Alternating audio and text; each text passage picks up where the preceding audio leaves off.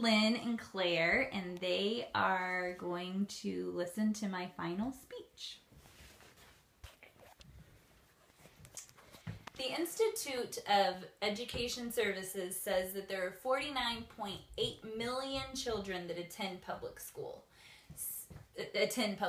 So about 3.5 years ago, I, along with millions of other families, prepared to send my little boy off to his first day of school. And I was excited and scared all at the same time, but after being in the world of early childhood for the last 15 years, I knew that he would love it and it would be a great experience for us. But after several months of classes, I realized that he wasn't bringing home any work. He never had artwork. He never had homework. And when he did bring home homework, it had somebody else's name on it.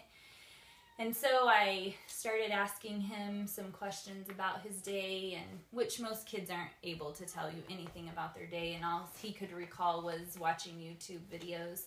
So I made it a point to try to become more active in his classroom, helping with giving lessons in his school, and just realized that it was not going to be working out for us. So I pulled him and we became a homeschooling family.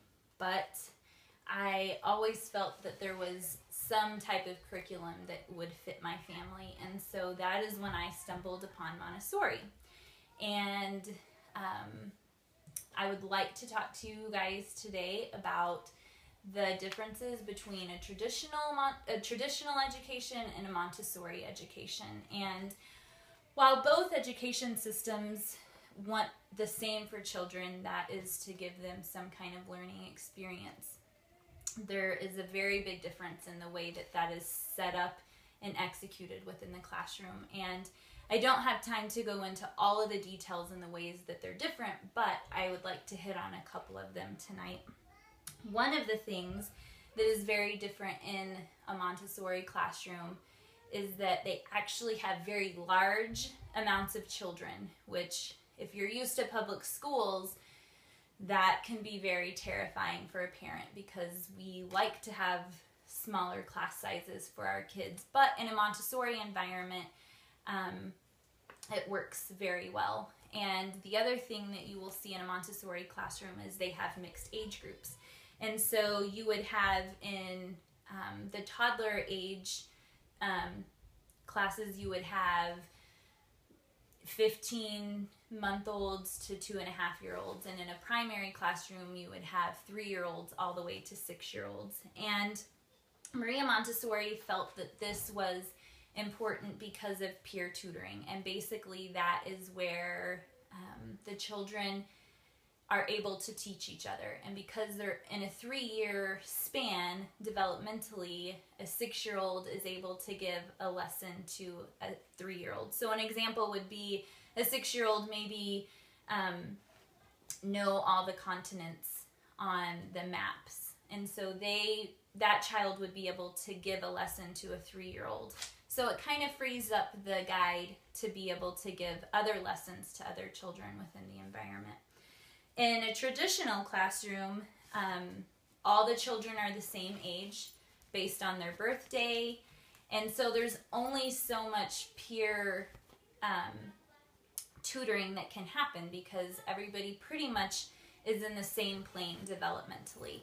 So that is a very big difference in the Montessori classroom. Another difference in the Montessori classroom is that it is child-initiated, teacher-supported. And so basically that means that the children are free to make their own choices within the environment.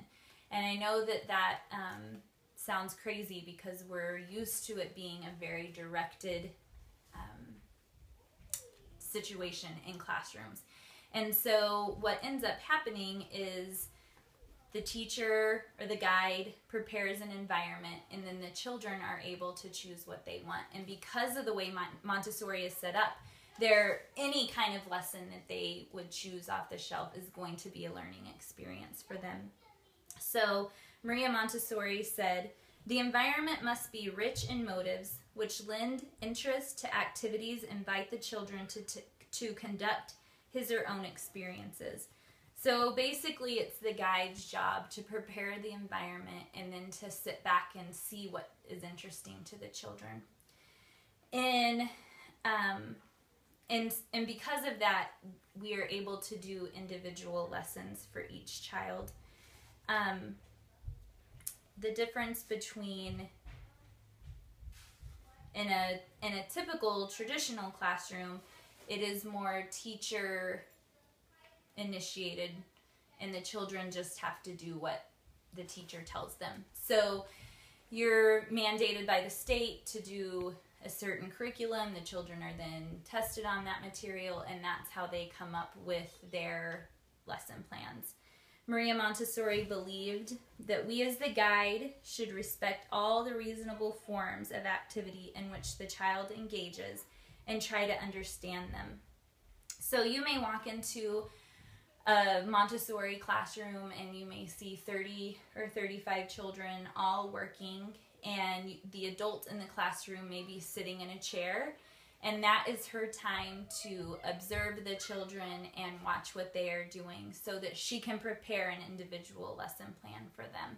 And so you may have a child that's randomly walking through the classroom and they may be counting red rods as they go along, or see another child doing a map puzzle and want to know what the name of the country is in their hand. And the guide is sitting in a chair and she is writing down everything that she sees that child doing. And so then she is able to prepare an individual lesson plan for that child. And so that is how you are able to do individual lesson plans for each child in a classroom that big, because the teacher's taking time to sit back and observe what she is seeing the children do. So those are just a few of the things that are very different between a traditional education and a Montessori education. It has totally changed our lives, and it's changed the lives of my children. And if you don't know much about Montessori, I highly recommend looking into it and seeing if it's something that would work out for your family. Thanks for coming.